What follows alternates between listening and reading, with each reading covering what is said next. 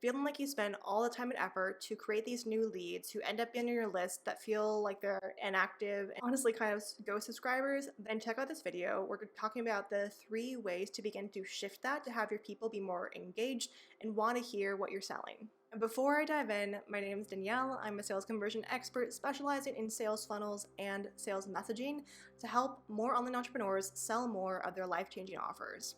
So the first thing is going to be checking your offer buyer type so you know what to sell to them and how to sell to them is a really big part. So you might have heard this concept of the buyer types. There's 4 main buyer types. They range from the more aggressive, with the ones that you could just kind of like put out result after result and be good. Other ones who are more relationship based and need a longer time, longer buyer cycle. It's really important for you to understand what their buyer type is, because if you don't, you're going to end up going down this path of continuing to create emails and experiences inside of your funnel or inside your videos that actually aren't lining up with how they want to be sold to. The issue is that your people, again, could not articulate what their buyer type is. You have to be able to have someone help you to find out that on your own. I actually do it inside of my onboarding questionnaires where I actually ask people just 2 questions, multiple choice. I don't give it any context because it's important for you to realize, like, to choose to know your buyer types means you can't really look at the descriptions first sometimes. It can be a little bit leading and honestly make you assume that you think your people are, because so often we think that our people are similar to our own buyer type, which could be true, but also could not be. So it's important for you to understand which one your people are, because it'll shift the type of content you're creating. Because again, if you were going down the more side of the ones who are more relationship based, who are the people who need more trust with you, they are naturally a slower, longer buyer cycle. It's not a bad thing. It just means they need more impressions with you, more conversations with you, and conversations don't have to be one-to-one. Your conversations could be through email, could be through video, can be through whatever is your main way of making content. But it's for you to understand that when you have this context, it can also help you to clear up a lot of that frustration, being like, why is this happening? Why aren't people buying more? Because we're actually not meeting them where they're at in the buyer cycle. The second one is going to be checking your beliefs. I know this is going to be a little bit of more of a coaching standpoint of it, but it's important for you to realize that what helps you to create more sales or your leads to show up more, it's also the energy presence that you show up. It's kind of why I made my podcast called the Online Presence Podcast, because what I do with clients allows them to be able to have their presence inside of the emails, inside of the videos, really, as the Gen Zers say, hit different for your people to make them want to stick around. So when you understand that, then it's important for you to take ownership of your own beliefs you have right now around your email list, around your sales page, whatever is feeling particularly sticky or lackluster. And my favorite thing to do when I feel this is I just ask a simple question to my clients, which is, I can't sell X because. So I can't sell offer name because, and list all the reasons. Those reasons are your belief.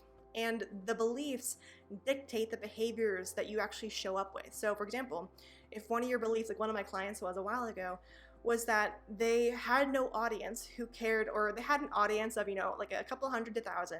But the issue was that they felt like all the people there were friends and family, that they weren't really going to be converting for them. When we realized that was a belief of hers, we looked at then her track record, her actions from that belief. And the issue was more so that because she didn't believe that, she didn't want to show up as much, because she was like, well, no one's going to care about what I'm saying, or like, I just need to get more leads now because I don't have people who care about it. That feeds into your actions, how you're selling, also the anxiety you feel when you sell. So I want to just ask you, as you go through this time and go through these beliefs, to take the time to really, I don't like the word break them or reframe them, but be aware of them and how they're actually affecting your sales. Because at the end of the day, yes, I know it's really irritating to hear about mindset and energy and all this kind of stuff, but there's a reason why it's talked about, because it actually does dictate your actions and behaviors, which then dictates your results. And the last thing is checking your data. I know this is not a very sexy type of result or reason, but checking your data is truly a treasure trove of knowing how to help re-engage your leads, because so often we think about re-engaging our leads to create a ton of more content, or like do another webinar or workshop or whatever it is, super high value, which yes, is good. But if you don't understand why they stopped engaging in the first place, it's not really going to help you. So when I'm thinking about data, I talked about this in a previous video that I'll link somewhere around here.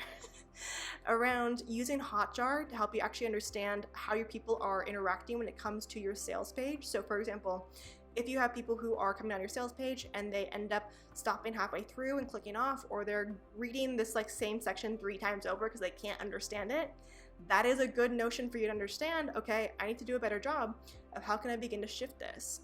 And there's other points of data called your key conversion indicators that can really allow you to understand what your people are telling you without saying it, because a lot of this data is giving you those unspoken reasons your conversations with your people you'll never get. So this could be from your click-through rate, from your actual conversion rate. There's so many pieces of data that you can look at. Obviously, I understand even thinking about that, you're like, but how do I decipher it? How do I understand the difference?